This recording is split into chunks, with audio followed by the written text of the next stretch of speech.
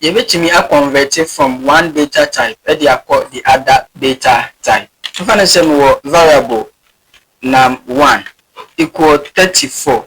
You share the end say we be a double quotation mark eba string.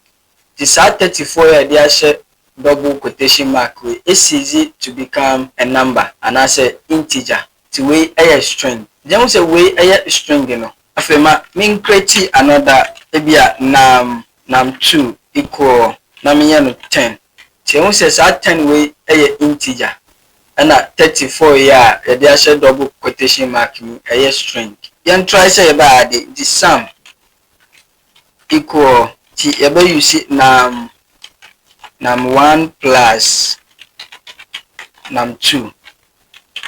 So na be hu result into yam print sum variable. After yamra terminal no so na be run this particular code na yenhwe answer ebenya. The Python DataTypes.py. Na member enter. Tiabo enter yenya type error can only concatenate str not int to str. So we know say benya error ewa ti sum equal num1 plus num2. So then na error we patch say yentumi add string and numbers together.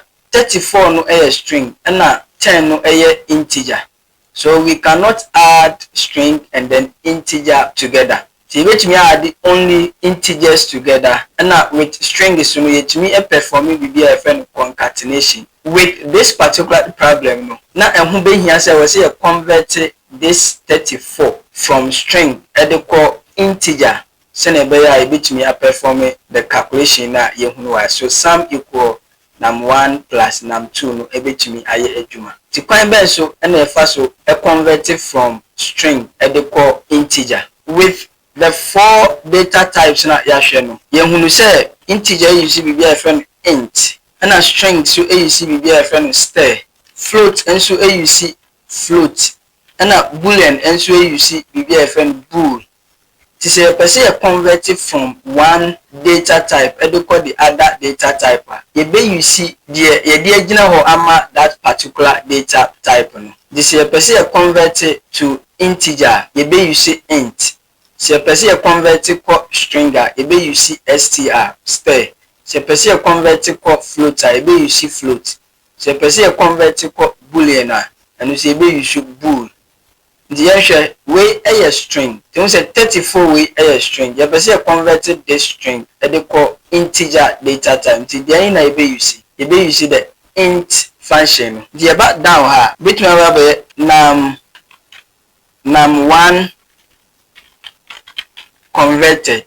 You using int now. Right after int, you type int here. Bracket ever the same way na PC issue star and also after that bracket ever the same way no float no so bracket ever then boolean no so bool no and also bracket ever inside this bracket no I want to the value na person converted to that particular data type no ebehye the yamba back into no don't say I was say you can type int the type int no we are na be bracket no na then your person you convert it call integer. So how you say your person converting num1 call integer. So we type num1 inside. The code way say enfa num1 na as store no as string no.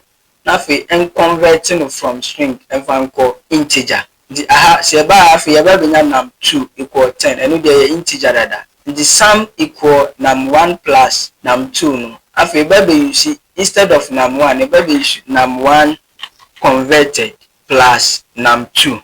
And sana yaba print the sum no ankasa ewa. Yen save your coding. Then let me clear this once. Now for yanko terminal no so na yanko shade. Clear console.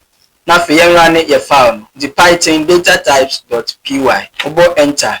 Afi yaba benya 44. Nti yenya error ni biem. Adenje na yenya error ni. Isan se no ya fa string no na ya convert string no into integer. Nti den na ye sua awa ha. Ye hu ni say string no number. Ye betumi convert sa number no de akọ integer. But say enye number dia ye ntumi convert to integer. Emfa ni say example me was string name equal Kodan. What's a way and yet number? It's a string, and your number there. Then we can't convert it to a number. So the question: how can you convert an alphabet? How can you convert a symbol to a number? It doesn't work.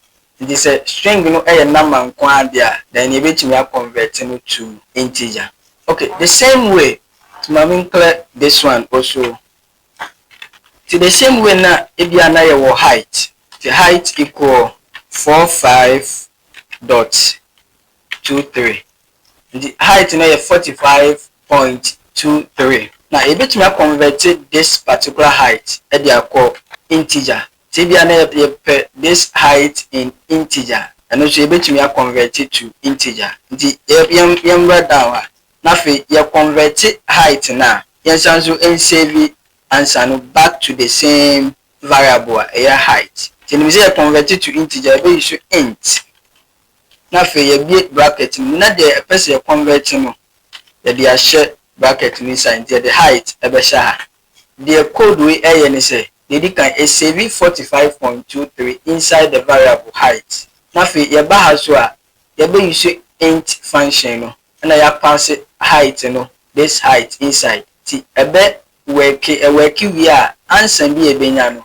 Now so save it back to the same variable height. After you use print function and from print height, near the answer at the bama. Then go back to the terminal.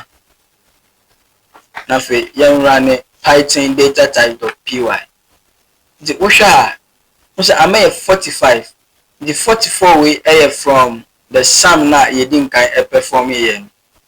To over down there was a 45. Once a height is 45.23 inside height. The internal I take it the dot 23 no part now the everywhere and I return only the whole number 45. So I converting from float to integer. To the same way, now say your temperature.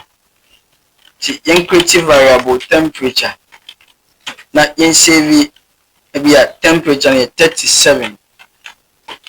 The 37 is able to me convert it to float. Can your temperature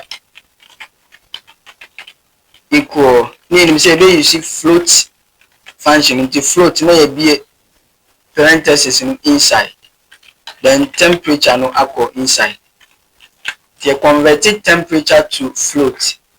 After you convert it, you may print the answer. You will print temperature. Now you go back to the terminal. You run the file. So we shall 44 from the calculation, 45 from the height. Then we shall 37.0. But here type it 37. So it's a float no applique the integer no. Na afe a converting to float data.